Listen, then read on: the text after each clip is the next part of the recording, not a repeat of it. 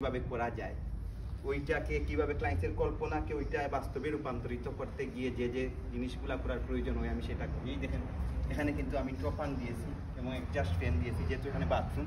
এটা হচ্ছে গিয়ে টপান এবং এখানে গ্লাসটা আমি প্রাইভেসি মেনটেনের জন্য ফ্রস্টেড গ্লাসটা ব্যবহার করেছি।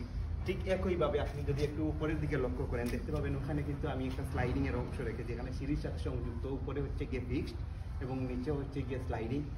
ডাবল গ্লাস 5mm ক্লিয়ার এবং 6mm লেগ ব্লু গ্লাসের মাধ্যমে এর ভিতর জর্জিয়ান বার দুইটা গ্লাসের মধ্যবর্তী স্থানে জর্জিয়ান বার ইনস্টল করার মাধ্যমে এই ইনক্রেডিবল ভিউটা নিয়ে আসছি। সো এরা হচ্ছে গিয়ে জর্জিয়ান বার, আমি আবারও বলতেছি আপনাদের, এরা হচ্ছে গিয়ে জর্জিয়ান বার। দেখেন এই উইন্ডোটা কত স্মুথলি ওপেন হয়। দেখেন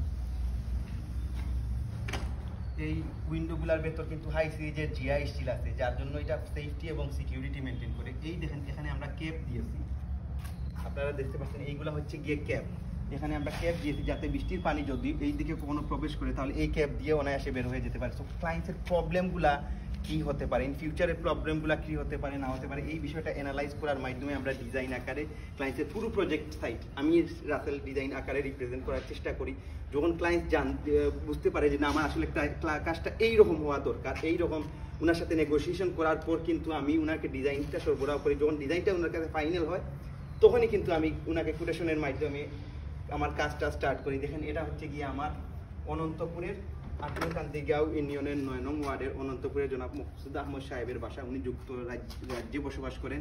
উনি ওখান থেকে আমি বাংলাদেশ থেকে ওনাকে ডিজাইন আকারে এই বিল্ডিংয়ের টোটাল ডিজাইনটি আমি রিপ্রেজেন্ট করি এবং বাস্তবতাটা কীরকম আপনারা এখন আমার এই ভিডিওর মাধ্যমে সরেজমিনে দেখতে পাচ্ছেন। দেখেন এখানে স্লাইডিংগুলো আমি কীভাবে ইনস্টল করেছি।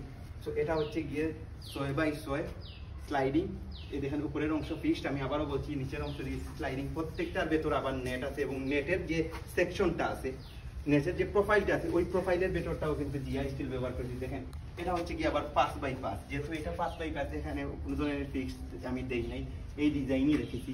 সো এই ডিজাইনের মাধ্যমে ভিজুয়ালিটিটা কীরকম আসছে আশা করি আপনারা এই ভিডিওটি পুরোপুরি দেখলে যে বাজারা আপনারা গ্লাস দিয়ে ডোর বা উইন্ডো ইনস্টল করতে চান তারা অনায়াসে আমার ভিডিওর একের পর এক যদি দেখেন তাহলে এখান থেকে একটা ভালো ধারণা পেয়ে যাবেন।